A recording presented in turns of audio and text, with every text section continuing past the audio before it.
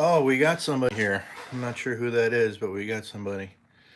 Well, I'm trying this live thing just to see how it goes. So this is like YouTube's version of TikTok. They're trying to compete with TikTok apparently. Although I'm not going to be doing anything sexy or inappropriate. I'm not going to be, you know, showing off my stuff to anybody. So don't worry about that. But anyway, well, somebody, whoever was in just left. That's all right.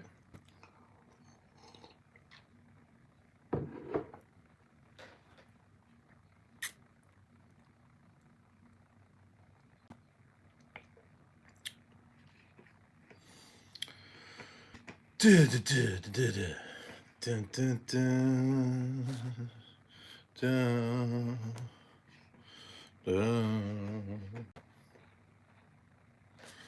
do, do, do, do, do, do, do, do.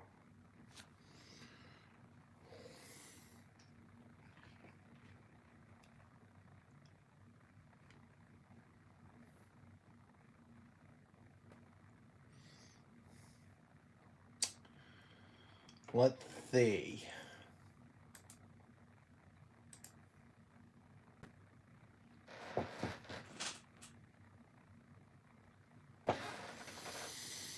No takers yet. It's all right.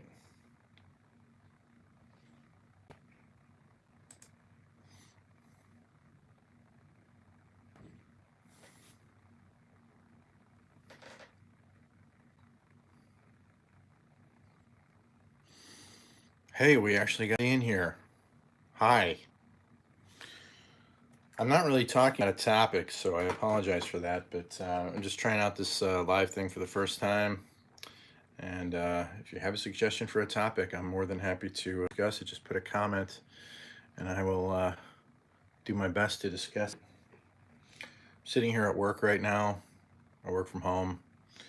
Um, in fact, I am trying to fix a problem. P226 nuts. Gay boys? There's only one boy here.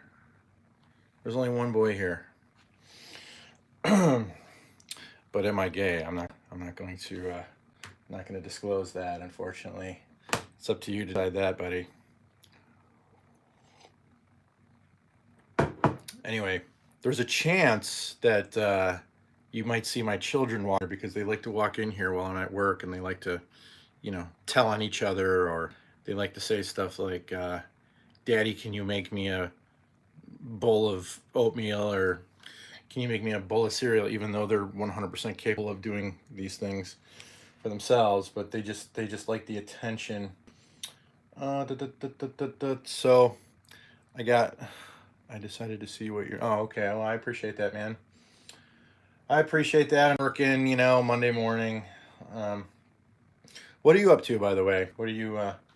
Do you do you work, or what's your sitch? I don't know much about your situation.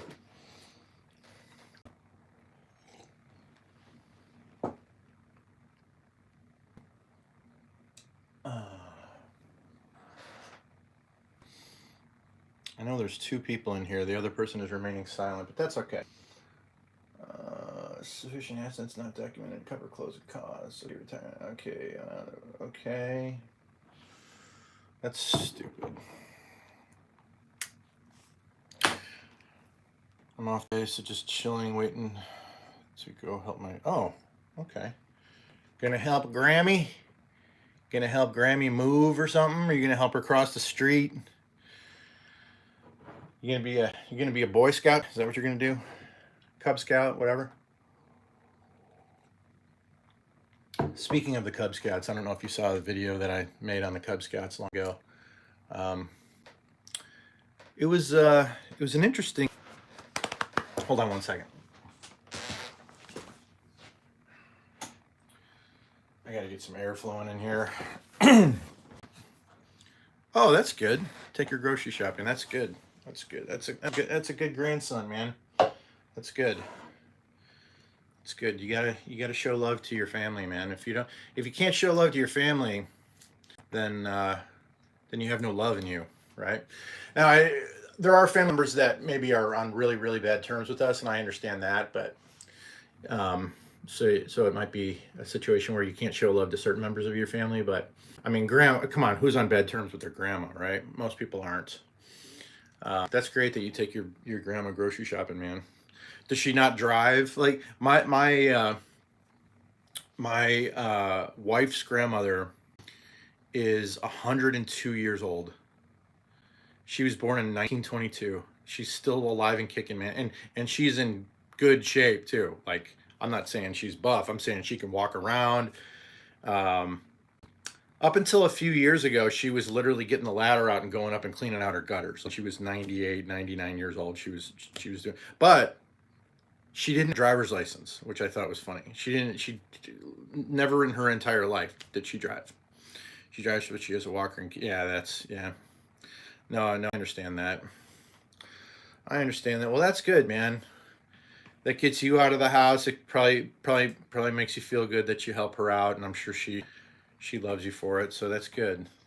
That's important, man. Doing stuff like that's very very important. Um, it's good.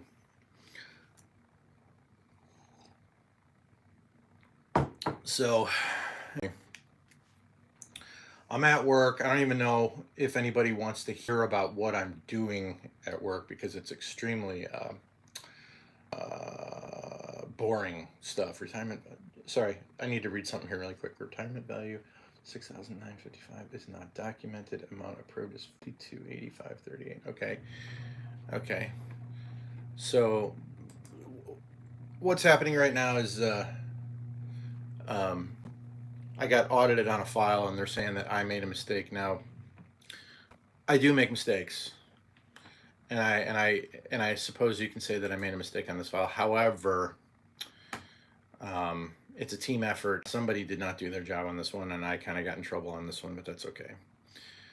There are times when it's 100% my fault, but on this particular one, um, somebody else made the mistake, and I'm paying for it. That's kind of part of my job, unfortunately. Just constantly cleaning up messes. That's what I have to do. Mortgage underwriter.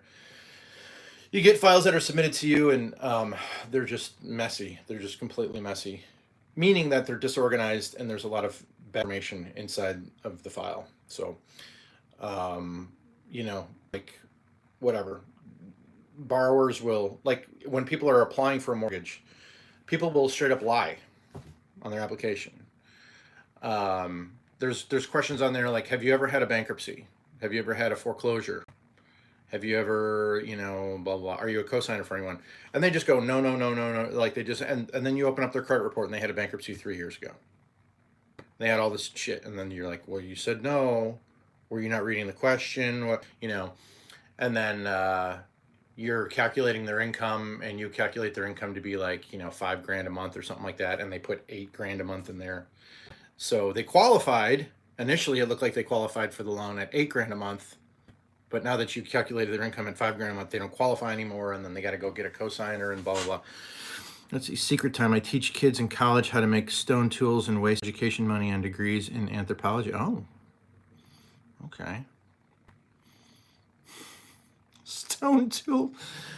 You teach them how to make stone tools? That, dude. If you make a video about that, I would be very interested in that, man. If you make a video about that,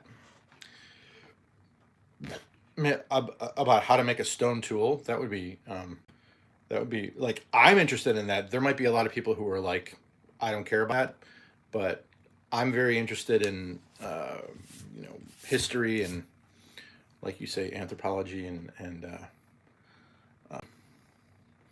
what's that other G where they're digging up relics, whatever that is. Anyway, I'm interested in all that stuff. I think as a society, we do a very very poor. Um, History is written by the people who won the war, and then they make themselves out to be the heroes, and they make the people who lost out to be the bad guys, and they didn't do anything wrong, and the other guys did everything wrong. I mean, that's. But then when you have unwritten history, you have history from whatever 4 or 5 thousand years ago, where people weren't even writing stuff down. Um, maybe longer than that, 6,000 years ago. Um, it's virtually possible. I mean, you have to be able to read petroglyphs and like the way that these scientists interpret um, uh, like when they dig up a site and they interpret, oh, this is what this must have been. This was a site where they made sacrifices to idol. How the hell do you know? I don't know. I mean, they're making so-called educated guesses, but I mean, at least in written history, you have somebody who's trying to convince the rest of the world that this is what we were doing. When you have unwritten history, it's just straight up unwritten. You don't know. You don't know. So, what do you got here? Getting my PhD in anthropology finally, and I teach a bunch of intro classes now, and my specialty is in lithics. Oh, that's cool, man. Wow. I mean, I knew that you were into tools and weapons and stuff. I knew that you were into, especially knives. Um, but yeah, no, that's a cool thing to be able to teach. I'm sure you get some kids in there who are really interested in that stuff. Or maybe, well, you probably get some kids that are interested, and you get some kids that don't give a shit because they took it because they thought it would be an easy class or whatever. I definitely took classes in college where I thought it would be easy. Archaeology says it's some distant. Yeah, archaeology. Thank you. That's theology I was talking about. Yeah, I mean, I know that. What I've been watching for a while now is Ancient Apocalypse. I can't remember if it's on the His Channel but it's on Netflix, and a lot of people say that the guy is a kook. But what I find funny is there are so many flood legends around the world. You got the biblical Noah's flood. You got ancient Asian accounts of a flood. You got you got all kinds of flood accounts that are in Africa, that have come out of the writings in Africa. You got the Epic of Gilgamesh. Basically every ancient culture has a flood legend, which is really really interesting. And now this does not back up Noah's Ark, by the way. Noah's Ark is the Jewish account. Um, I do believe that there was I do believe that there was a flood. I do believe that there was one. There's actually a lot of evidence that there was a flood. Yeah, Graham Hancock, but he is a kook. I watched him on Rogan for years. Yeah, but a lot of scientists are kooks, right? You go on the History Channel. It doesn't mean that they're full of shit. It just means that they're kooky. They have theories, and a lot of them are probably wrong. But some of them are either right on the money, or some of them are really close to what happened. And what I like about that guy, that Graham Hancock, is that he doesn't he doesn't buy into the conventional wisdom that has already like the scientific establishment. He doesn't believe in the scientific establishment that has already written history for us, because the scientific establishment doesn't like to be challenged on much. Once they determine something or they establish it, that's it. It's in stone. It is what it is. Like, this happened X number of years ago. The Earth is these many years old.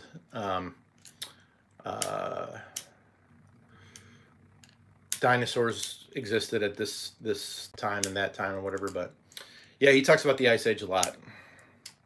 And we have a collective memory. Yeah, exactly. Yeah, of this and was world for 7,000 years and then different people. What's funny about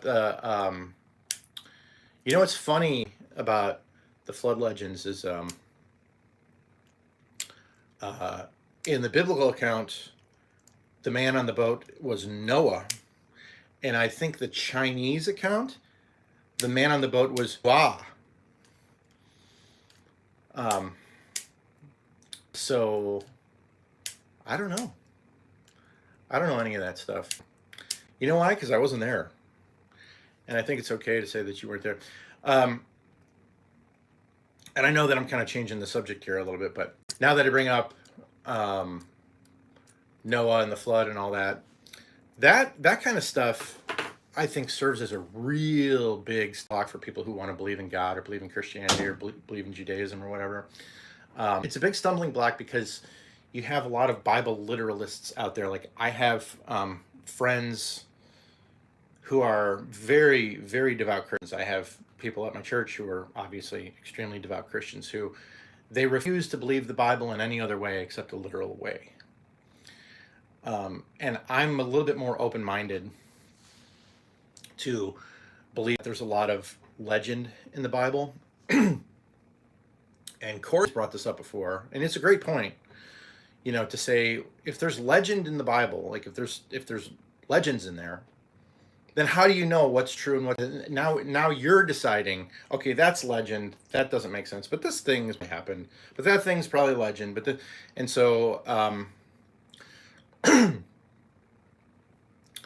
so it does sort of cause you to choose, you know, and you tend to pick and choose the things that bring you comfort and that sort of you know, sort of keep you in the direction that you want to go in, and literal, and then the parts that you don't get, the parts that are too that create too much cognitive dissonance for you, you just say, well, that was probably embellished or whatever, or it's a symbolic story or whatever. What do you say here? Ron White has a joke where he says that they're guessing and they're shitty guessers, and that's how I feel about anything past 500 years. Yeah, yeah. You know what? You know what I think is very, very interesting though, is you hear all this stuff about Jesus, Jesus this, Jesus that, Jesus everything, Jesus, right? Everything focuses on Jesus. In my opinion, like when you're researching stuff like this, the number one thing, like you can't at all. You can't get the whole story in one sitting, if you will. Like you can't be convinced of everything in one sitting, so you have to kind of take it piece by piece. So when I was sort of coming back to the fold in my church, one of the biggest things that I focused on was did just really exist, or was he just some made up guy? Like, screw all the miracles and him claiming to be the Son of God and he healed all these people and then, you know, he died and then rose again. Like that's probably all bullshit. But did the dude at least exist? And the evidence for Jesus's existence is like overwhelming. It's like the most. If there's anybody in antiquity who you would be positive that actually existed, any historical figure, it's got to be Jesus. There's so many people, and it's not just his followers that wrote about him. People like in Roman society recording that there was this guy named Jesus and he supposedly did all these miracles, and I didn't believe that he was anything special, but you know, he really stirred the Jews up and pissed the Jews off, and he was crucified on a cross and blah blah blah, and like there's Tacitus, Josephus, like these are non-biblical authors, and then even the biblical authors are dependent from each other, like people that didn't even talk to each other, like somebody who knew him on this side of the Sea of Galilee wrote about him, and then somebody who knew him on this side of the Sea of Galilee, and those two people never met, but they both wrote about him. And so you say, well, maybe that still doesn't, you know, that doesn't necessarily mean he exists, but you got to compare that to other historical figures. You got to compare that to other historical figures. Like how many sources do we have that say that Julius Caesar existed? It's like not very many. I don't know exactly what it is, but it's not as Jesus. It's like one or two, where Jesus has like multiple sources, independent. And also it's the time since the person existed. And so you'll hear of people like Roman historians that wrote about Julius Caesar, or they wrote about Pontius Pilate, or they wrote about whoever, and they wrote about these people like 100 after they died, 300 years after they died, whatever. But you have like stuff from Jesus like within 20 years of him on this planet. So I think that there's really no question, and I've even heard from atheist authors. Like there's a real famous atheist guy. His name is Bart Ehrman, Ehrman. He's an atheist. He doesn't believe in God, but he gave this whole lecture on how Jesus definitely existed. It's really interesting, and he's a historian, and so he was holding this class, and he was talking to all these atheists, these non-Christians, these like anti-Christian people, and he's like, look, he's like, I know a lot of you guys like to say that Jesus never existed, but it really makes you look stupid when you say that. He's like, if you're going to argue against Christianity, argue the tenets of Christianity, say that, Jesus never rose from the dead, or say that, like, his teachings were bullshit or whatever. But don't try to say that he didn't exist, because you're going to get crushed in that argument. Like, there's just mounds and mounds and mounds of evidence. I mean, he's the most written about character. He's the most painted character in history. He's sung about character. Like, every single song that ever existed, especially back then, in the before rock and roll took over, like, say back in the 1800s and before. I mean, how many hymns? Like, again, this doesn't prove anything, but it serves as very strong evidence. Okay, let me see your past comments. I've been listening a lot to podcasts of the Greek translation of the Bible, and I'm of the opinion now that the Jews wrote the Torah around 400 BC or so, that 800 years after Moses. Could have been. First one that mentioned Jesus around 100 AD. No, that's not true. First gospel was Mark, yes, but Mark is dated much earlier than 85 AD, my friend.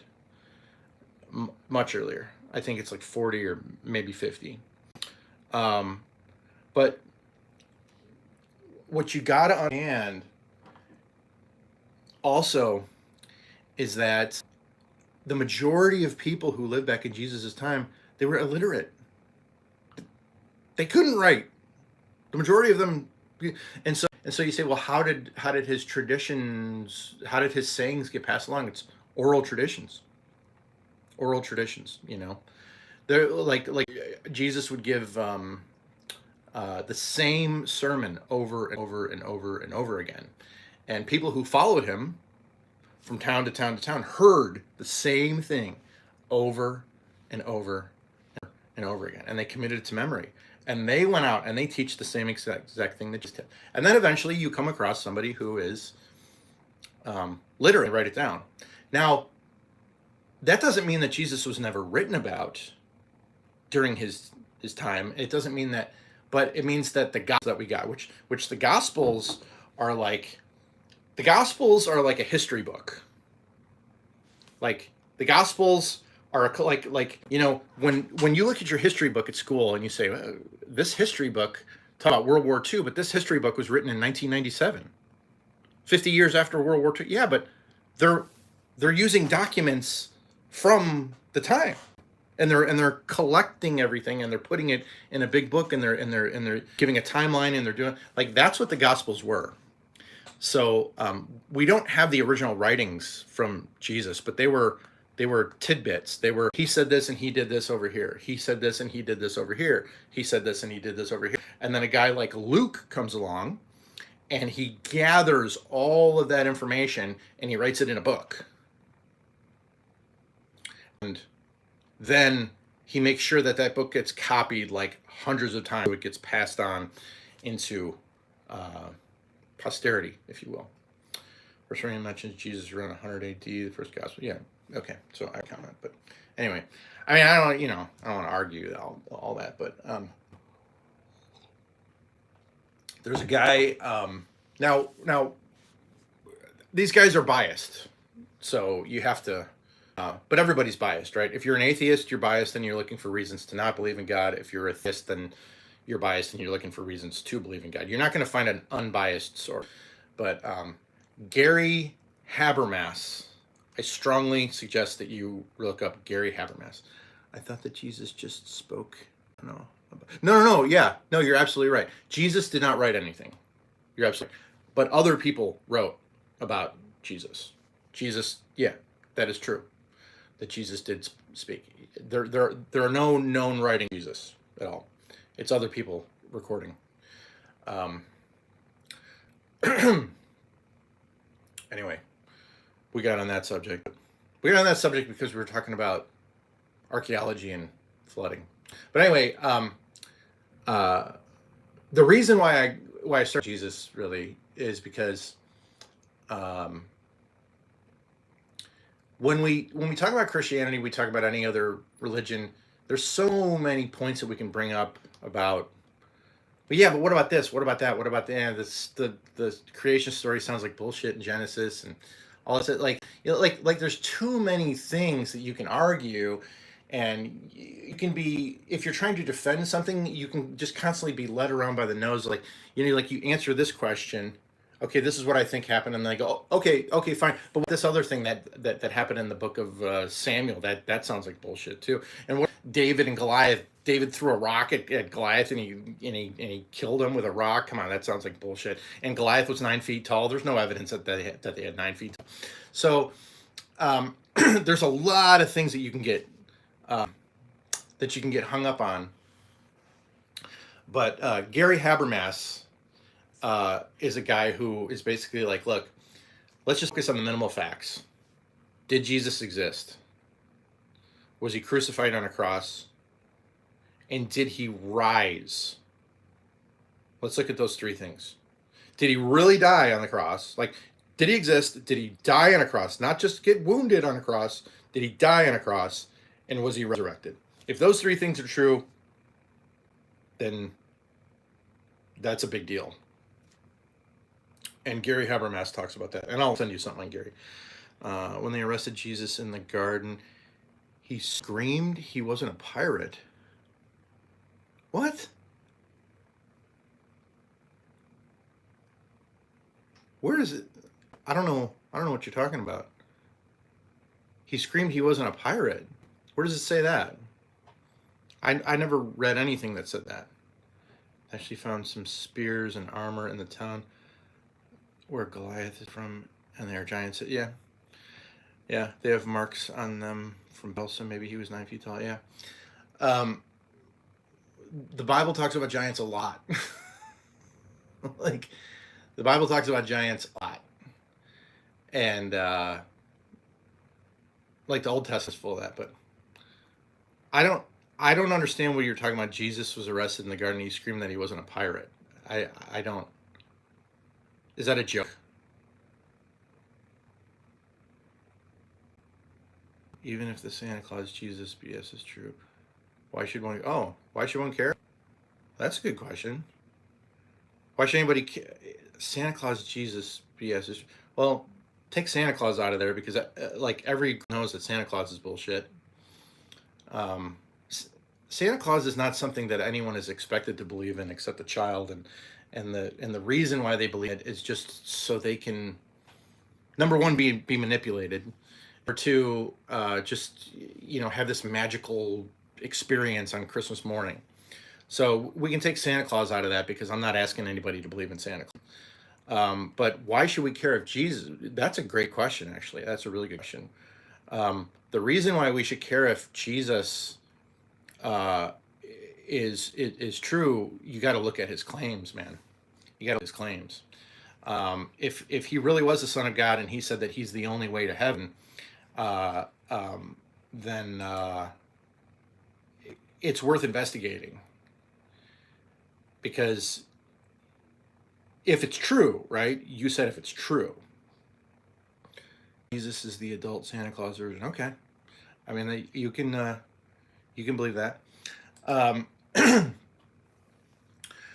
All I know about Eingast is that I don't have any writings from Santa Claus that have changed the course of history. I don't have any writings of Santa Claus that have changed people's lives, helped them get off drugs, repaired their marriages, given them hope when they didn't have any hope, brought them out of homelessness. I don't hear anybody saying Santa Claus changed my life.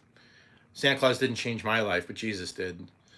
Um, uh, I never hear anybody saying Santa Claus saved my marriage. In fact, I hear people saying Santa Claus ruined my marriage because I spent too much money on Christmas presents. So, but I think I understand the main point of what you're saying, that, Santa Claus is a figment of our imagination. It's this big magical guy who does all this magical stuff, and we like to believe in something like that, and it helps us to believe in him. But again, there's no historical evidence for the existence of a true Santa Claus. There's historical evidence of the existence of some guy named Saint Nicholas, who was like the first Santa Claus, but there's no historical existence that he really did any miraculous stuff. All religious scripts mean something. Yeah, that's true. All religious scripts do mean something to their believers. Bottom line is, if you're not, if you don't feel a need to explore and try to believe in God, then you're not going to do it. I'm not. I'm not really big on the argument thing, where I sit here and try to convince somebody that God exists or that Jesus was God or anything like that. I don't believe that that's um, I don't believe that that is even what God wants to do. Um, but the Bible does say that you have to give an answer. Like if somebody asks you, "Why do you have faith in this thing?" You need to have a prepared answer. But I think I think I've already addressed that. Doesn't make it. You're absolutely right, 100%. It does not make it real. I agree, because um, there's plenty of people who believe in Allah, and they believe that flying planes into buildings or cutting people's heads off is the way to get to heaven, and just because they believe it doesn't make it real. So yeah, you're right. Jesus used the word leisters, the Greek version of Mark. They arrest him in the Garden of Gethsemane. He gets carried off by the Romans, screaming something like, "Don't arrest me, I'm not a pirate." Hmm. Okay. You're saying that's an interpretation from the Greek version. Okay, I mean, I'd have to see what that. I have to see what you're talking about. But in the gospel versions that I'm familiar with, um, in the gospel versions that I'm familiar with, Jesus knew he was going to get arrested. He knew what his fate was. When he was in the garden, he was extremely distraught, because if you knew that you were about to get not just crucified on a cross, but you're about to get the holy living hell beat out of you, your skin ripped off your back, and your beard ripped out of your face, and punched and kicked, and dude, screaming is like one of the worst things that can ever happen to an individual. You'd be pretty distraught if you knew that was about to happen to you. It was basically Garden of Gethsemane was Jesus on death row, and that was his last night before death row, or before the execution.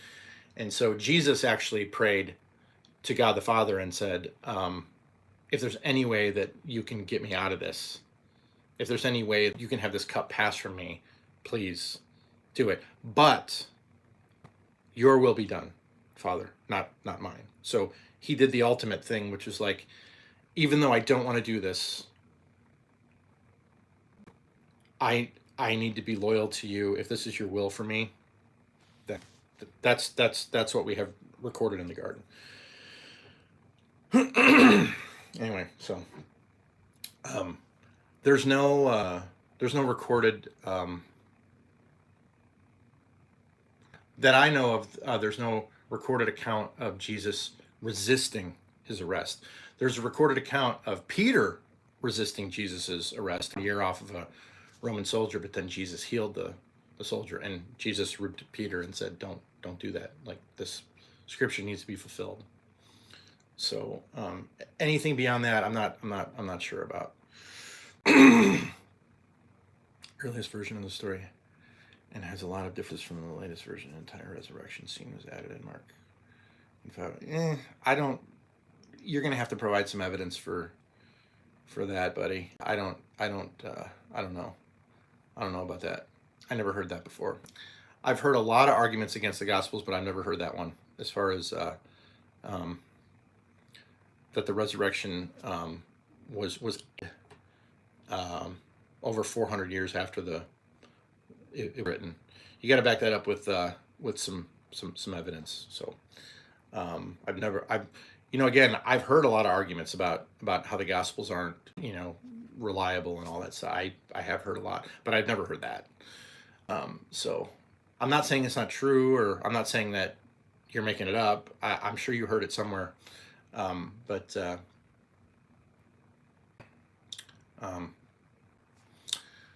I've never heard that. Anyway, how long have I been in? 37 minutes? 38 minutes. And another thing, there's some Gnostic Gospels out there, which are, it just goes to show you anybody can write anything.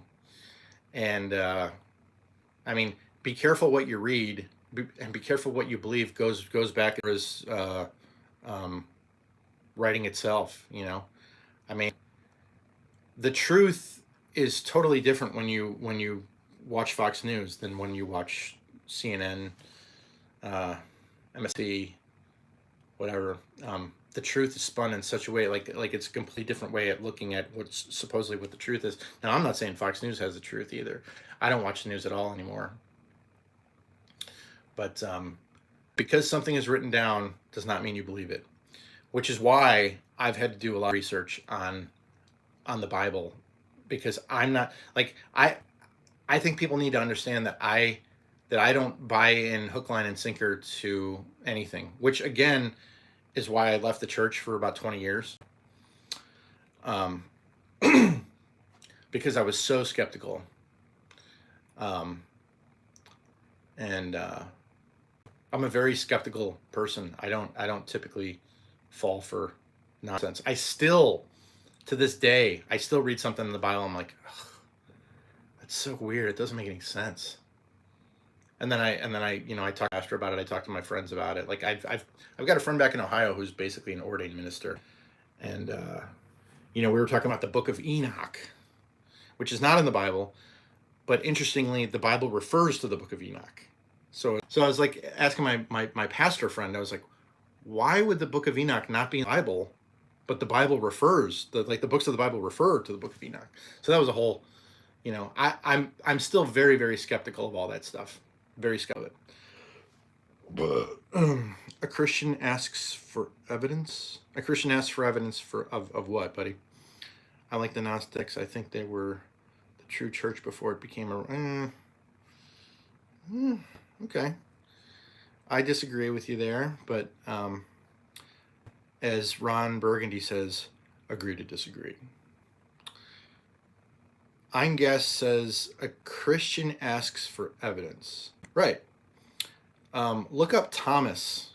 Eingast. Look up Thomas. Thomas is known as Doubting Thomas. Thomas was one of Jesus' disciples.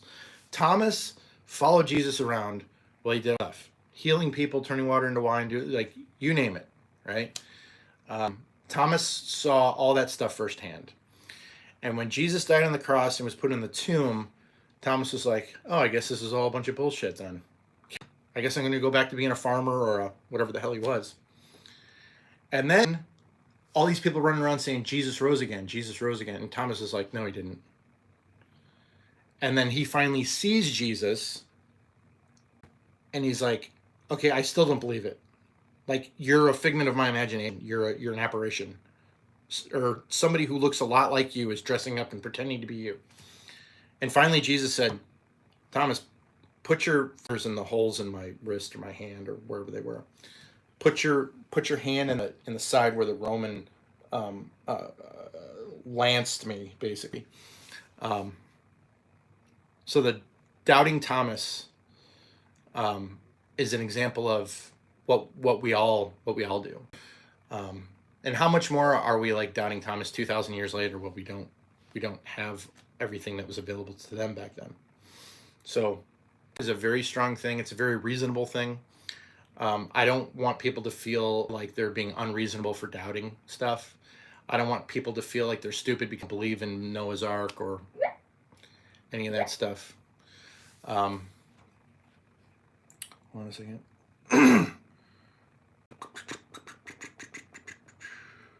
Okay. Mark ended tragically with Mary weeping at the tomb and an angel telling her he had been taken up to heaven. Okay, so this is what I know about Mark. Yeah, a lot of them were fishermen, but not all of them were. Matthew was a tax collector. Peter was a fisherman. Some of them were fishermen, but Matthew was a tax collector. Some of them were political zealots. I don't know what you do for a living when you're a political zealot. Maybe they were, I don't know, running around handing out flyers. Just kidding. So what I know about the book of Mark is that it seemed to end abruptly. But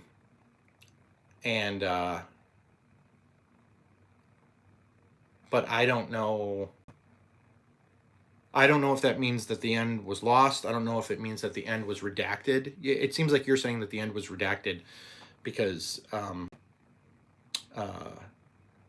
they initially said an angel told Mary that he's been taken up to heaven and whatever, but then they took that out.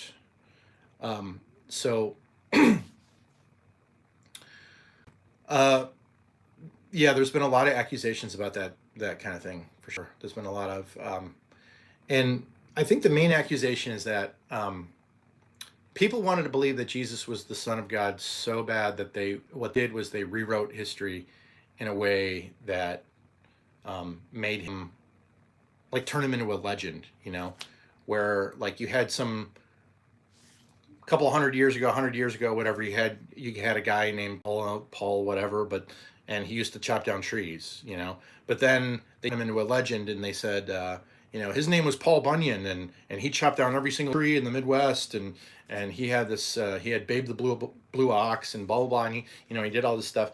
But the difference between Jesus and Bunyan is people died defending Jesus. People were thrown to the lions. They were crucified. They were sawed in half. They were beheaded. And they still refused to stop spreading the word about it. And so I think that holds a little weight than Paul Bunyan or any other legend, because nobody died for Paul Bunyan. Nobody stood up and said that, no, Paul Bunyan had to exist. Well, if you keep saying that, we're going to chop your head off. Okay, well, he exists. So, and then, and they strap him down and chop his head off because he's so adamant about defending the existence of Paul Bunyan. So, but no, I have heard the legend argument, and I understand it. They added 11 verses to Mark in 500 AD to make it match the other Gospels. But I heard that. But see, the cool thing about the modern day Bibles is that modern day Bibles will actually have foot bottom of them, and they actually say at the bottom, like, these verses are believed to have been added by scribes, and they'll put the whole verse in quotation marks, and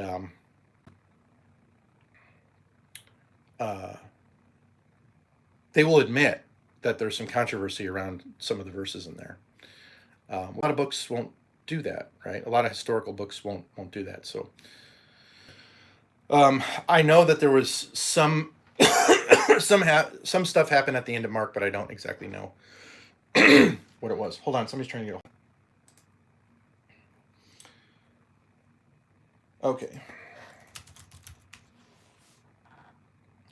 Anyway, Rick Malone is in the house on his coffee break. 2 quick questions. You know a lot about the Bible, yet at one point I think you were no, I wouldn't say I was an atheist. I would say I was a very strong agnostic. Even when I talked to Corey about it, I would say, I don't think I'm an atheist. I think I'm just I think I'm an agnostic, leaning toward atheism. Now you seem to believing it. Yeah. What made you turn away, and what made you come back? Well, that's a long story. I'm happy to talk about that. Hold on a second. I like the Jeffersonian Bible where he edited it to be all direct quote Jesus. Okay. I never heard of the Jeffersonian Bible. I'll have to check that out. Rick, you ask a very important question that has a very, very long answer. To try to put as succinctly as possible and without too many details, basically, you read the story that Jesus told about the shepherd, the good shepherd, who had 100 sheep, and one of his sheep went astray, and like got kind of lost and went back behind some hills or mountains or something, and the shepherd left the 99 that didn't go astray. He left that whole herd, and he went out and he looked for his lost sheep. And not only did he find his lost sheep and bring it back, but he broke the sheep's leg so that it couldn't run away again. So he broke the sheep's leg, and then he put the sheep over his shoulders, like back leg here, front legs here, and just carried it back to the flock, laid it down, and took care of it, let it heal. So I can tell you that I went astray for a long time, and to put it mildly, God broke one of my legs. Not physically, but other ways. I was in a spot where I had strayed very, very far, and let's just say I got in some trouble. I was at risk of losing a lot of things. I was at risk of losing my family. I was at risk of losing my home, my career. Everything was kind of on the brink. And so, unfortunately, human nature dictates that a lot of us won't follow God until we have to, until we need to. Isn't there a country song out there that says something like, I only pray to God when I need a favor?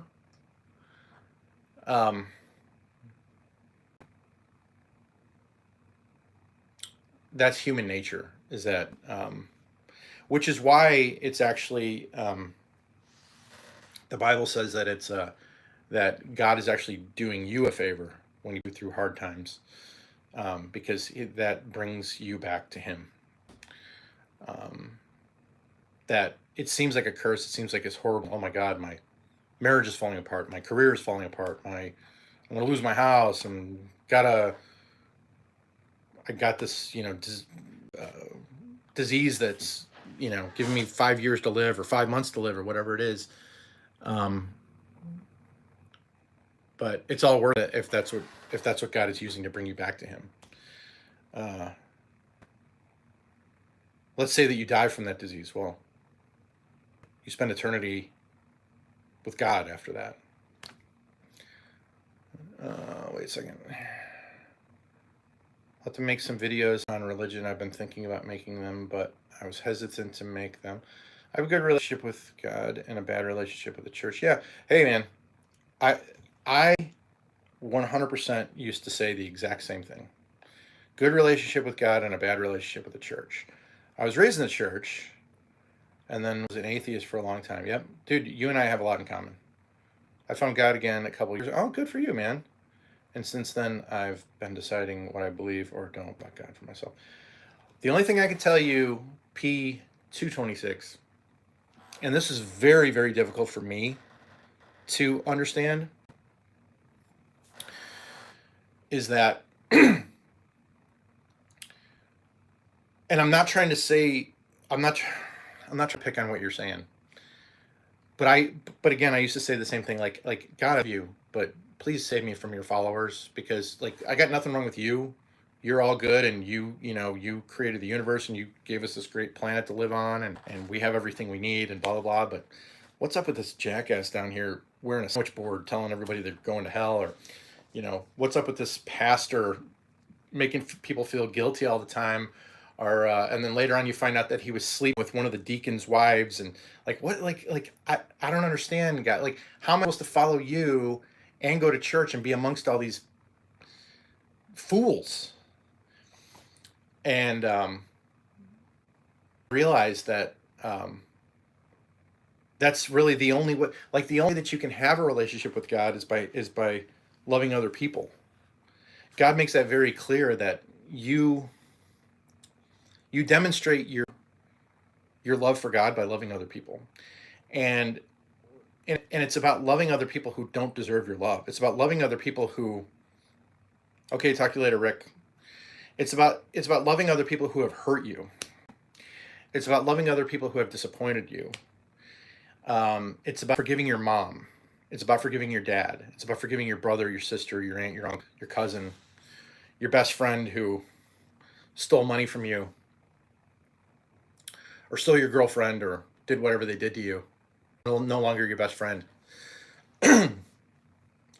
That seems to be the only way, um, really, to get to God, is to get off your high horse and stop talking about. And I'm not saying, because I don't hear this from you, but I'm saying everybody does.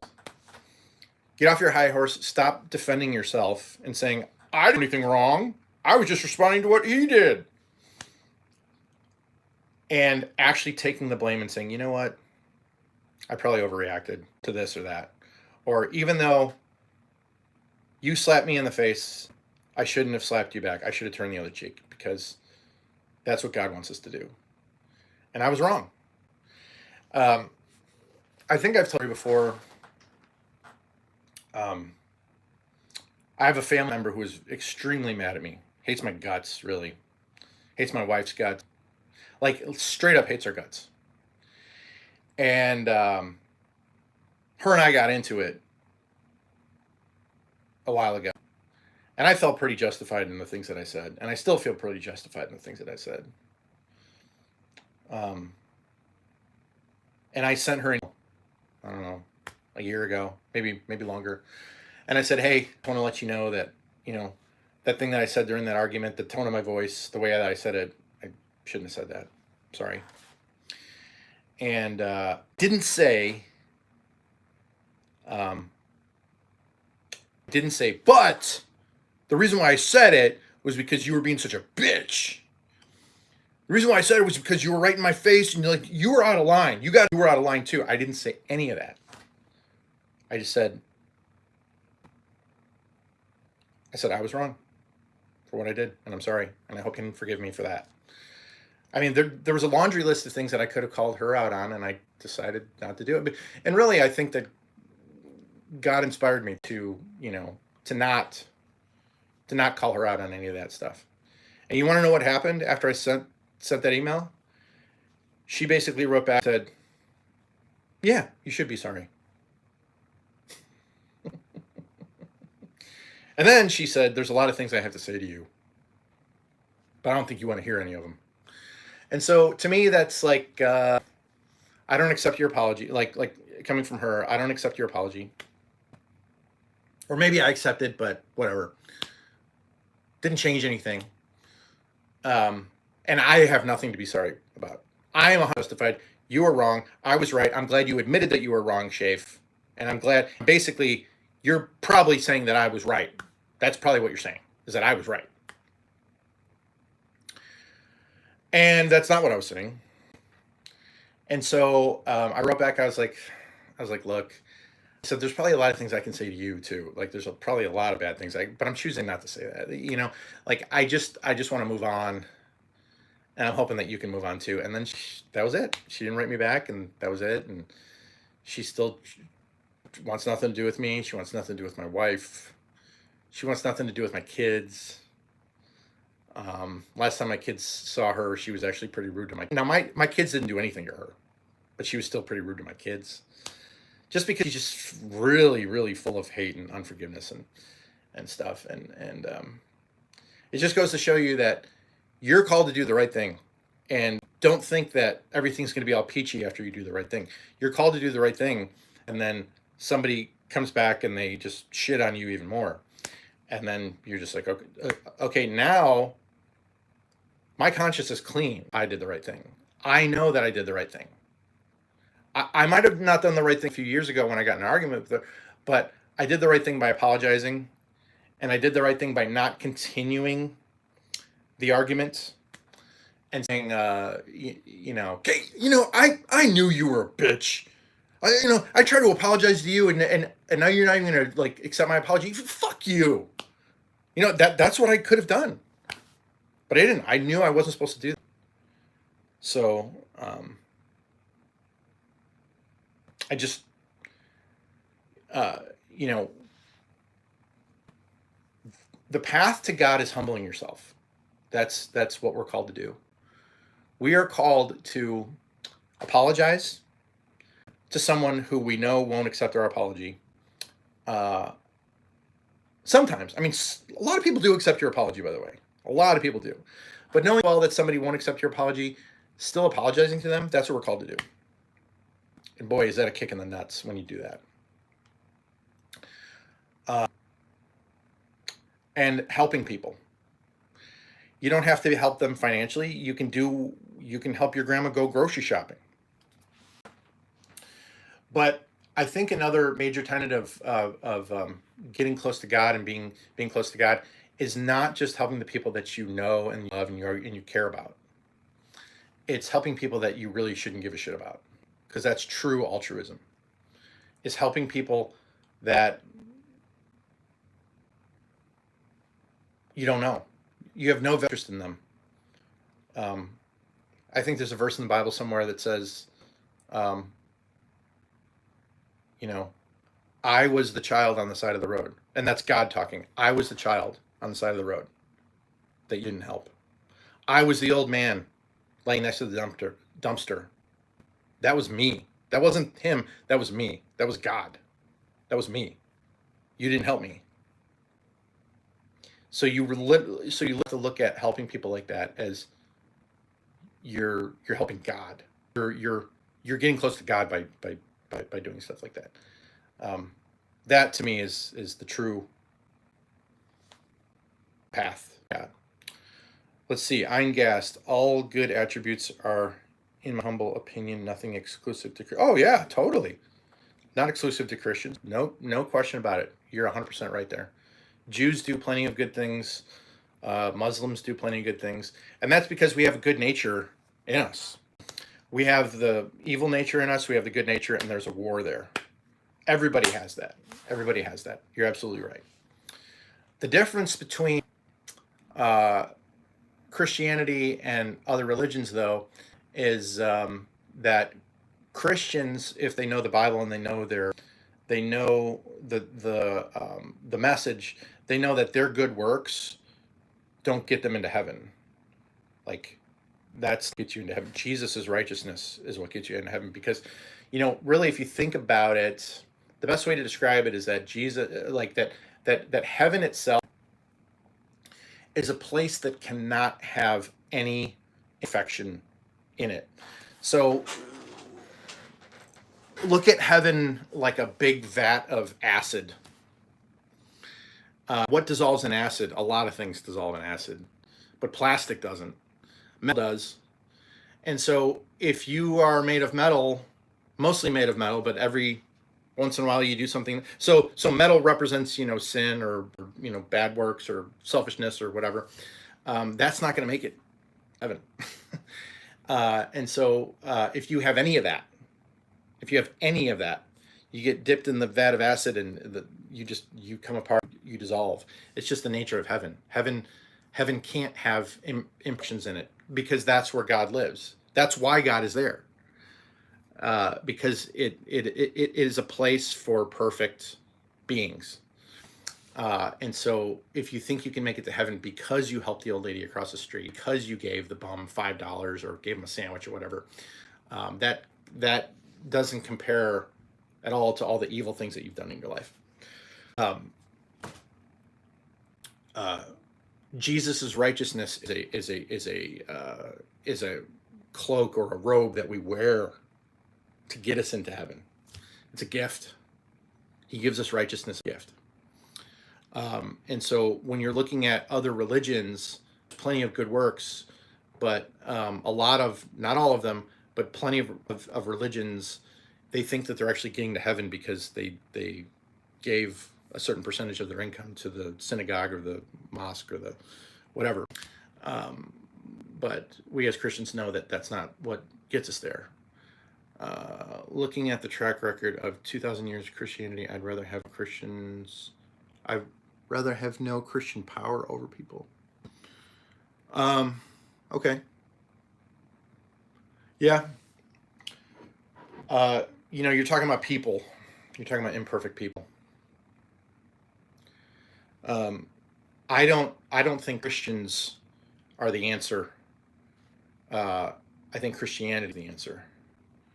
So Christianity is, ideally, it would be represented by all the people that are in that religion, but Christianity is not Christians any more than,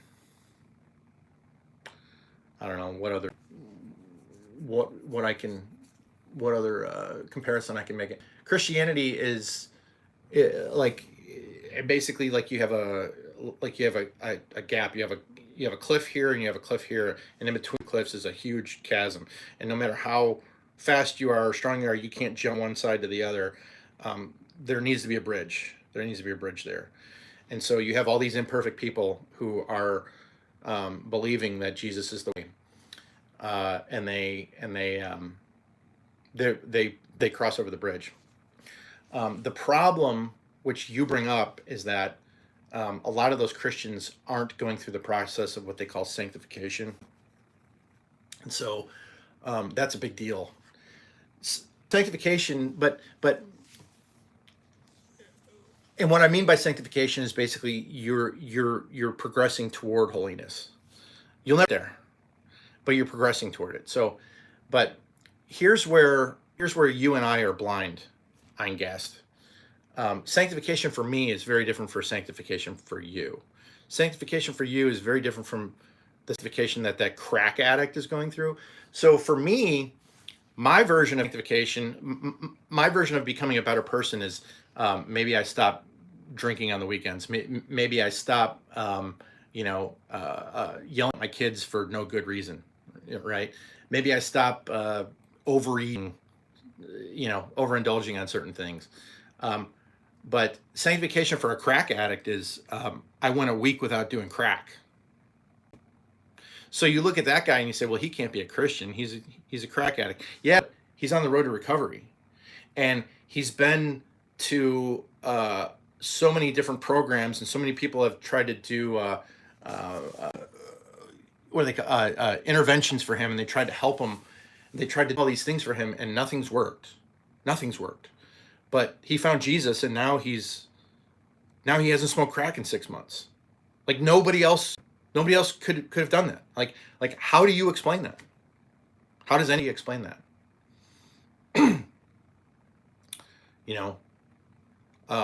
But then when you look at him, he still can't hold a job, and he's still a mess, and his teeth are falling out, and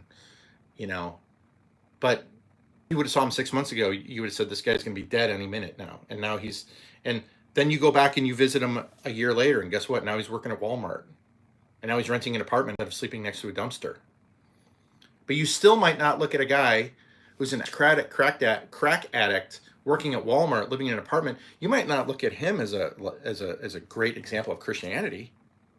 You're like, look at this guy. He's a piece of shit. His kids don't even talk to him. That's a Christian?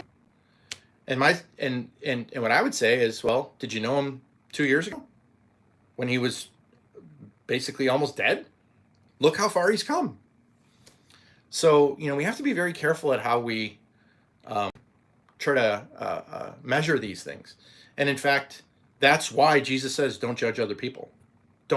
You're not in a position to judge other people. You're not in a position to judge Christians and say, look at that guy. Look at that guy's shave. He swears every once in a while. He says fuck. He says bullshit. He says asshole. Christians aren't supposed to do that. Really? How do you know? You know what Christians are supposed to do? You know, we hold people to these standards of you know, especially when I was anti-church, right? I was very extremely agnostic, wasn't interested in church, and I would meet a guy who goes to church, and then every once in a while, you know, you see him smoking a cigarette, or he got drunk one weekend, or you're like, that guy's not a Christian. He's full of shit, just like the rest of them. Look what he did. He got drunk. He yelled at his kids. He cheated on his wife once.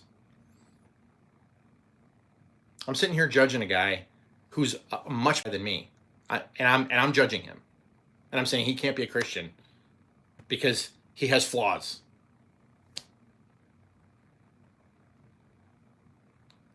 Self-improvement. You can do that as an atheist. 9 years from my first. Okay. Okay. Enjoy your dinner, buddy. I gotta get to work. I've been on here for over an hour. I got stuff to do here, boys and girls. I'm gonna get off for now. Good discussions. Maybe you guys can make a response soon, or put some more comments. Talk to you later.